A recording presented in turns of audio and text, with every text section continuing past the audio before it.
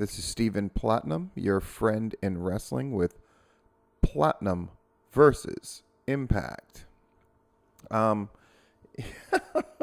It was part 2 of their best of 2020 show, The Quest for Lower Ratings.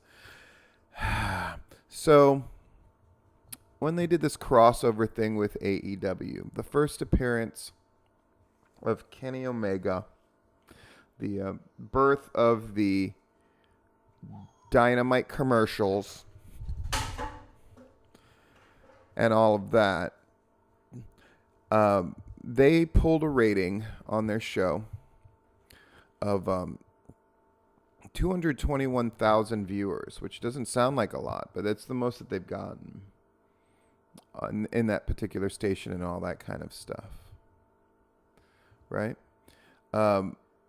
They ranked in the top 100 on the cable top 150 and 123,000 on viewership.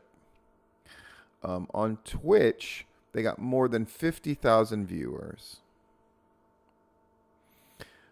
So the week after, and they put up a weak sauce of a show, a bunch of pre-taped stuff that didn't reflect really the best or most interesting things happening on Impact at all. At all. So the next week, which again saw a return of Kenny Omega talking, and, Don Callis there as well, and another AEW commercial, they dropped, right? And another weak sauce of a fucking show, right? So they had more than 220,000 viewers. Then they dropped to 177,000 viewers. And on Twitch, they got less than 15,000 viewers. So that's down 72 fucking percent.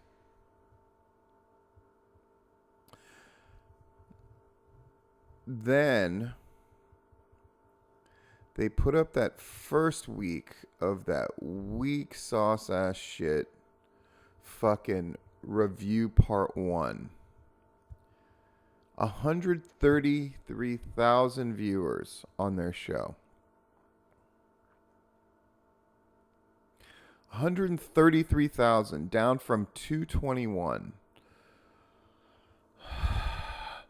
So you're looking at a drop, oh my God, of 40% or more. They barely made it into the top 150.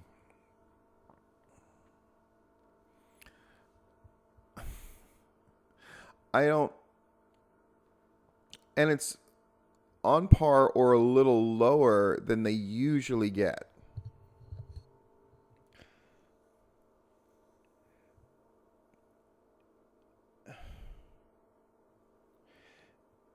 They've taken basically 2 to 3 weeks off from delivering any of the sort of matches that they've been talking about, to do this best of where they're giving out awards.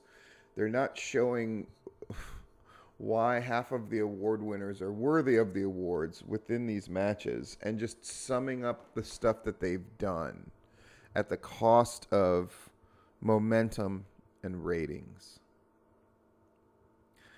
So they return for the week 2 of their best of specials, showcasing the best matches of 2020 as well as their year-end awards. It opens with a Brody Lee memorial graphic saying this show is dedicated to him. How is this show dedicated to him? They didn't talk about him. They didn't do anything for Brody Lee. Didn't have anybody telling stories. But the show is dedicated to him, this pre-taped show. So Scott D'Amore and Josh Matthews are there hosting the show. It's post-Christmas, but they still have all the Christmas stuff up because they taped all that stuff at once. Didn't bother changing up the set. And I know you're saying, Steve, what does that matter? I don't know. Maybe reminding us, not reminding us constantly, they're giving us pre-taped schlock would be amazing. They inform us. They have a bunch of stuff building towards Genesis and Hard to Kill.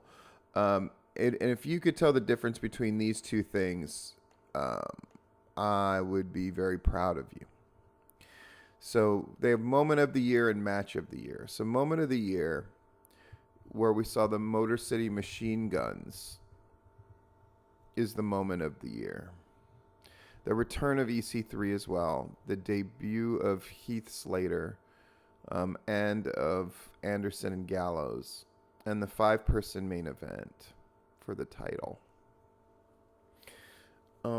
I know, it is what it is. And we have to pretend that Tessa Blanchard never happened, I suppose. Okay. The matches that they showed through the night was Willie Mack defeating Ace Austin at Rebellion, the Motor City Machine Guns defeating the North. Why you didn't show whatever. Manic defeating Raju at Final Resolution. So let me get this straight. So their Wrestler of the Year, who's their women's champion, we're not going to show any of her stuff.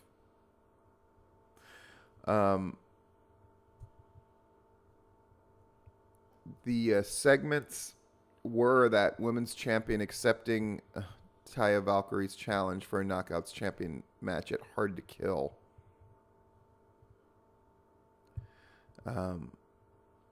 The skits with various members of the Impact roster telling us their 2021 resolutions and plans, where most of them said they don't really make plans or resolutions. Riveting shit. Jordan Grace dropping a pretty hilarious line about how she's going to respond to people on Twitter less. I was here in Georgia, so I was right in the middle of all that nonsense.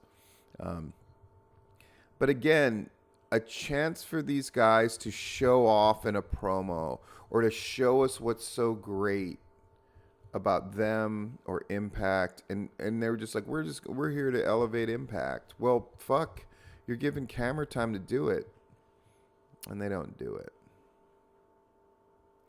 So they Matthews and D'Amore at the end of this thing, and by the way, the match was the 5-way, which they showed clips from when they went over the moment of the year. They showed clips from the match, and then they show more clips from the match late. Oh, fucking Jesus. Matthews and D'Amore announced the card for next week. So we got Rhino and Cousin Jake versus Eric Young and Joe Doring, who we haven't, 3 out of those 4 people, they have not showed a clip from in weeks. In the weeks since this thing has started.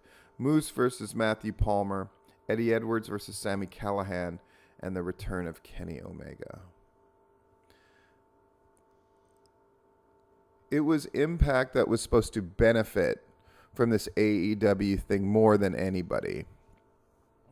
And they've already lost and killed all the momentum. Showed an ability to adjust gears. And generally just fucked it up. And then laughed and joked their way while doing it. Fucking Jesus. This has been Platinum versus Impact.